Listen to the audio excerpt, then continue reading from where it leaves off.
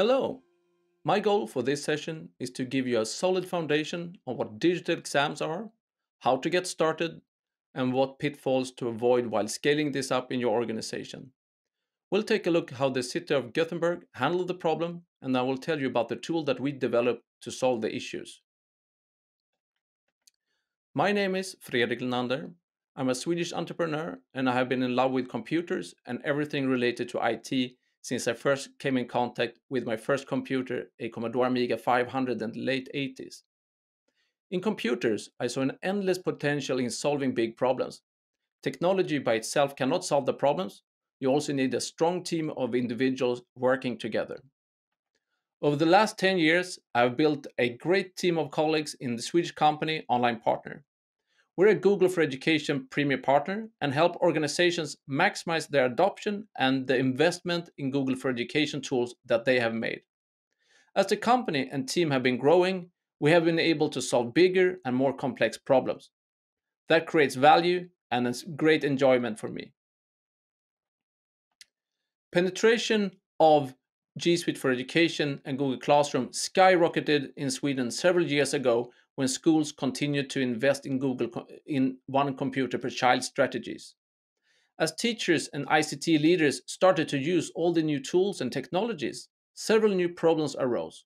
One of those was how to move from paper-based exams to digital exams. My definition of a digital exam is an exam that runs with some sort of computerized software or enhancement to solve a problem that analog exams can't. We have all been affected by the coronavirus pandemic this year. Everyone has been forced to adapt and change, and especially within the education sector, where education was previously done in the physical classroom. As teachers have been forced to quickly adopt digital tools and purchase computers, moving to a semi or full distance training environment, one component strikes out. How do we assess knowledge in a remote learning environment where the traditional paper-based model now is impossible? How can we support the individual student when everyone is at home? We have just solved the immediate problem of moving the students home and introduced several new problems. For example, how can you limit or restrict cheating when students are unattended at home? How can you see and support student progress during the exam? Some countries have legislation that's stating that the student should have access to the same set of tools and accessories during exams as they do in their normal education environment. So what is your ambitions for digital exams? You could use the computers to type in the exam answers in a doc or notepad, making it easier for the teacher to proofread. This would be the equivalent of a digital paper. On the far end of the other spectra is an exam where the exam is built by and for digital examination, where the teacher is able to tailor the exam behavior for the unique student's needs and being able to understand the behavior of the student while they wrote the exam. These insights can be used to enhance the student's future learning. A similar example is the traditional method of discovering impaired reading difficulties. Well, for the most part, an investigation is started when the student has serious struggles in school, bringing in special teachers or trained staff to assess the student. Have you heard about the company L'Explore? They've built a software powered by eye tracking and artificial intelligence. In just 3 minutes, you get an objective view of a student's reading level and provide appropriate tools to support students at all reading levels. Okay, let me walk you through some of the most common reasons to move to digital examinations. If you have any problems, reach out to me or discuss those in your local Google Educator group. Digital exams create equal opportunity for students. It's most of the time easier and faster for students to write on keyboards, especially for students with impaired mobility.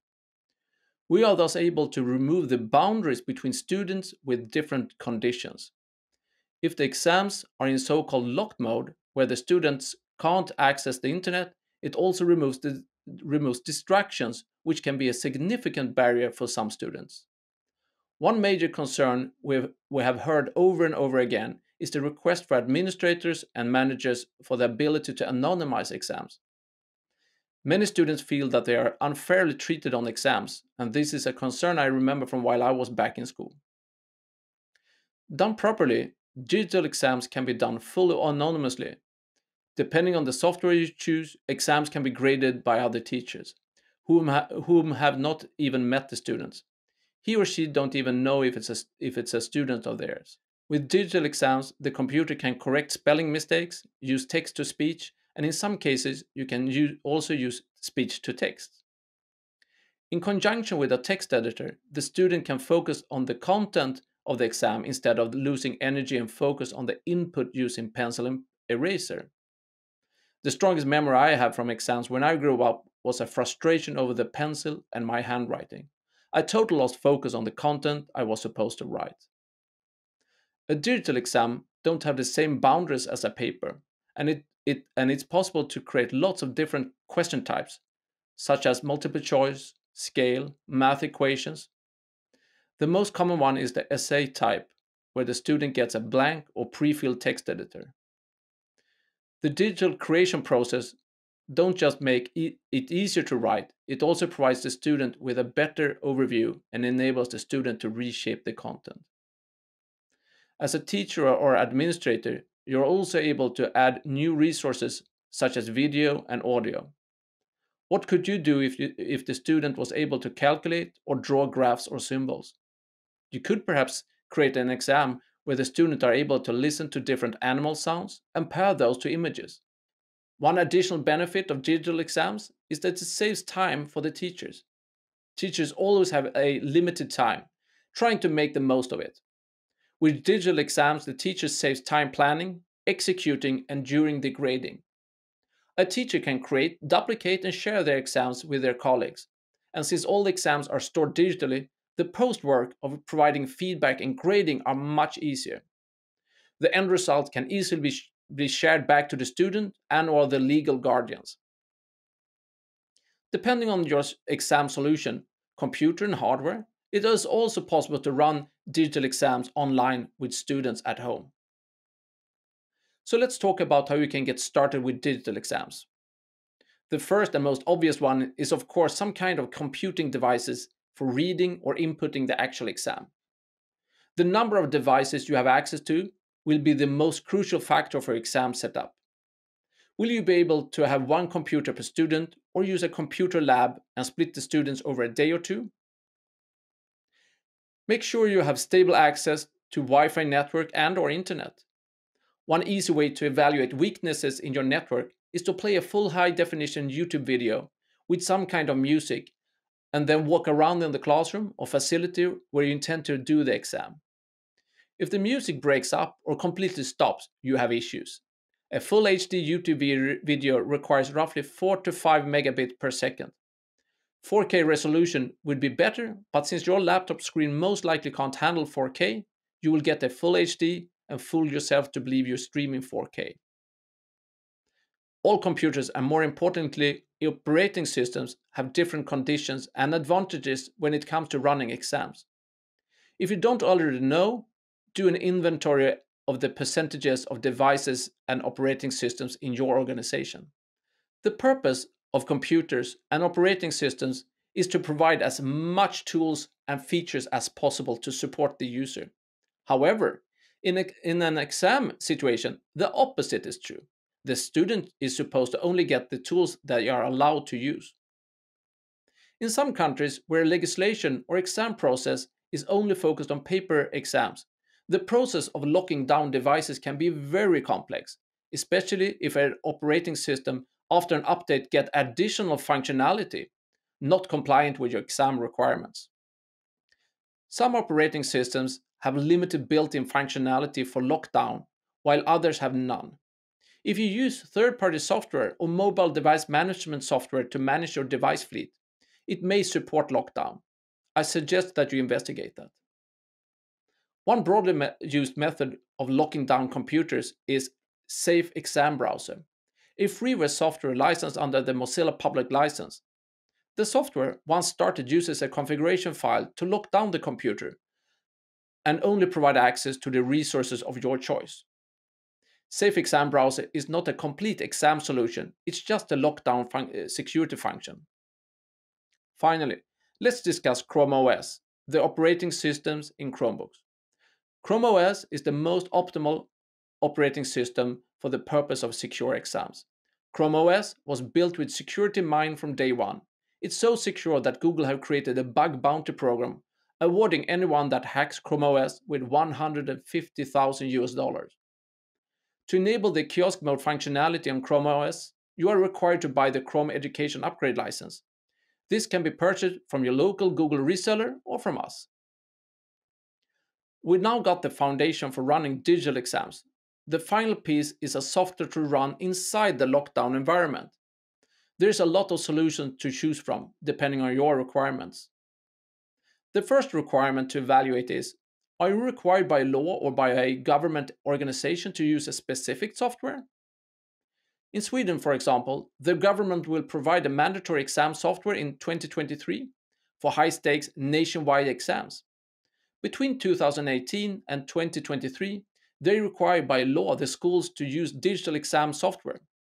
The choice of software is open for the schools to choose, but they need to follow certain minimum requirements. For low stakes daily exams, they have no requirements and will provide no software. The second step is to evaluate if your organization have already bought or chosen exam software to use, or if you in any other way are limited in your choice of software. Let's say that you are free to choose any solution. These are common criteria to evaluate. Does the software support the operating system and hardware that I got in my organization? What kind of exams or question types do I need? Just essay or multiple choice or other more complex types? How will I distribute the questions? In the exam app or on paper? What languages do I need for teachers and students? What level of security is required? Are there any students that need accessibility assistance or functionality? Do we need the ability to run the exams offline? How will the students and teachers sign into the applications? With username and password or the Google account, or perhaps some other single sign-on solution? How much training is required and how long will it take for a teacher to get started with his first exam? Do we need any special agreements? For example, data processing agreement.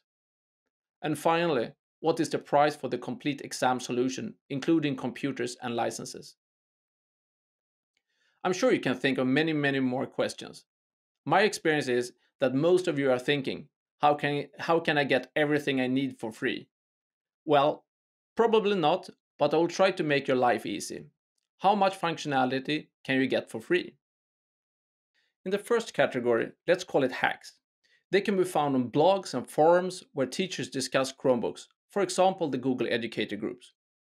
They utilize the built-in kiosk functionality of Chrome OS and additional Chrome policies to limit the access to internet, or more specifically, only to access some online text editor. This often did solve the task for the one who created the hack, but his or her requirement is probably not the same as yours. And often, when you need to scale the solution, new requirements from your colleagues or management makes the hack fall apart.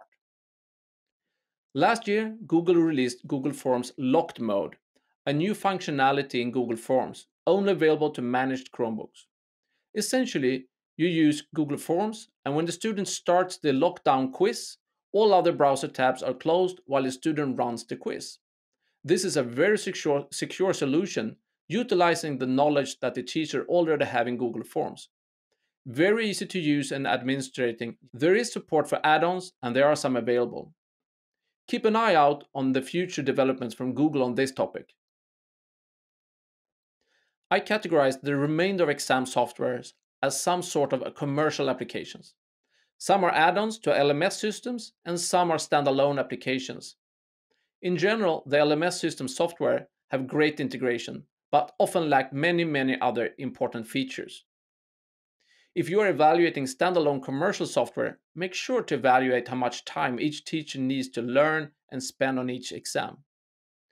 This is the single biggest cost of any solution. Everyone wants to avoid tedious tasks, so pay attention to how users are created and managed in the system. How does the user sign into the application? How is the post work handled? How much time in administration do the teacher have to invest which is outside their regular work process. Here's some food for thought regarding exams. Create routines to make sure computers are fully charged. Make sure to run some mock exams before important exams, so teachers and students are comfortable with the solution. Invest in and verify Wi-Fi infrastructure. What happens if internet is unavailable during the exam? Create a plan B. Does your student need extra assistance before, during, or after the exam? Are there any special requirements for archiving the exams? Will the exam take place in the classroom or remotely? On the topic of security, my opinion is nothing can by definition be 100% secure. Your task is to make it as hard as possible to cheat, using as little human resources as possible. To conclude this section, the best choice of exam solution is the one that fits your specific needs and requirements best. I first got in contact with the topic of digital exams in 2016 when our customer, the city of Gothenburg, contacted us asking for assistance. They had tried several hacks and evaluated several exam softwares. They had narrowed it down to 3 main pain points, not solved by the evaluated solutions. They asked us if we could create a proof of concept solving these issues. The issues were avoid training of staff. The teachers already had too many application and administrative systems that they worked in.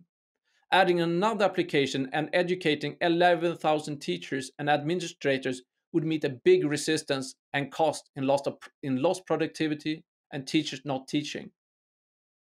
No administration. All hacks and evaluated solution require the teacher to have assistance from IT or a school administrator. There were also no resources for an application system administrator. The teachers needed to be able to manage all aspects of the exam themselves. Cost. All evaluated solutions all suffered from too high cost, either direct in licensing fees or indirect in teacher administrative time or training. The cost needed to be much lower to enable a full city rollout of the solution. There were some additional technical requirements. Basic text formatting such as text size, bold and italic, and support for 10,000 characters. Fully automated user provisioning for more than 66,000 students. Lockdown of internet access to avoid cheating. Offline cache if internet access would drop, and the device should be clean after the exam was submitted. We accepted the challenge, and after verifying the solution, it went live in the fall of 2016. This is the 3 most important components of the accepted solution. Avoid training of staff. We got to the conclusion that to avoid additional training, we had to use the knowledge that the teacher and students already had. We decided to mimic the behavior, navigation, and design that Google uses in their applications. Luckily, Google have made this easy by releasing a design framework for free, including graphics and icons. We also believe that the teacher should spend as much time as possible in their primary tool, G Suite for Education. So we built integrations to Classroom, Drive, Docs, Calendar, etc.